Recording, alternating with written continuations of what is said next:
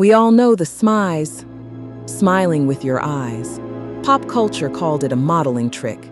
Behavioral psychology calls it masking. It's a learned trauma response, hiding severe distress behind a socially acceptable facade.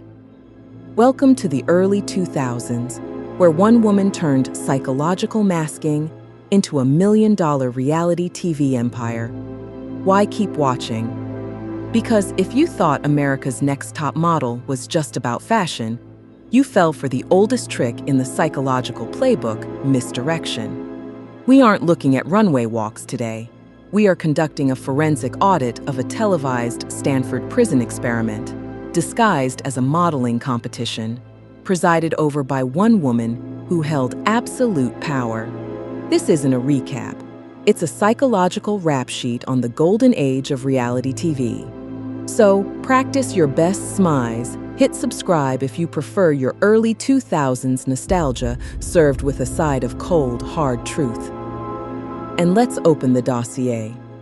Before she was the architect of the machine, she was the subject. To understand the psychology of Tyra Banks, you have to understand reactive adaptation. In the early 90s, high fashion operated on extreme exclusionary principles. Tyra faced a level of systemic rejection that typically breaks human resilience. She was too curvy for Paris, too commercial for Milan. But psychologically, she didn't just adapt. She weaponized her rejection. She engaged in what psychologists call compensatory control, taking the very physical traits used to exclude her and commodifying them for Sports Illustrated and Victoria's Secret. She turned herself into a walking, talking corporate entity. She learned the darkest lesson of the industry early on. In a system built entirely on human objectification, you are either the disposable commodity or you are the capitalist controlling the strings. She chose the latter. The pivot point.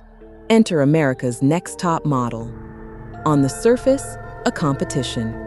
In reality, a closed-system psychological pressure cooker designed to farm human emotion. The blueprint was textbook coercive control. Strip away the subject's support systems, confiscate their phones, implement chronic sleep deprivation, and subject them to intermittent, unpredictable critique.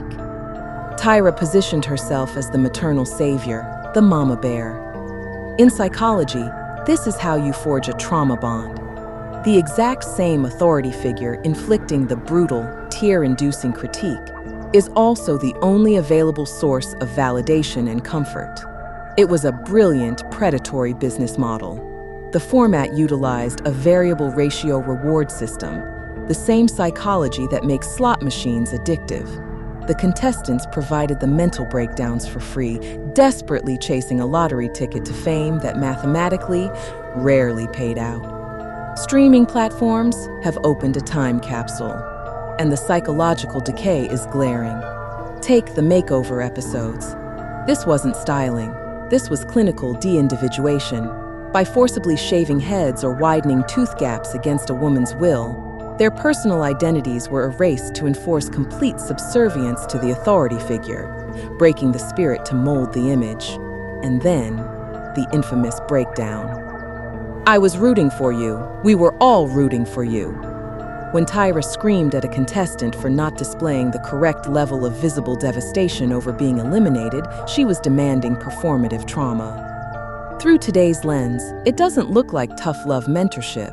It is a textbook display of narcissistic authority, a powerful employer publicly berating a powerless subordinate for failing to perform the required emotional labor. Televised gaslighting in high heels. Tyra Banks is a pioneer who kicked down bolted doors. That is an undeniable historical fact. But the psychological tragedy is that in building her own table, she institutionalized the exact same trauma that once rejected her. She built an empire where public humiliation was the currency and compliance was the only product. Was she a hardened mentor preparing them for an abusive industry, or the ultimate architect of it? The file is open, and the behavioral profile is complicated. The dossier is never truly closed. We'll be watching as history rewrites the script on our past. Subscribe for the next briefing.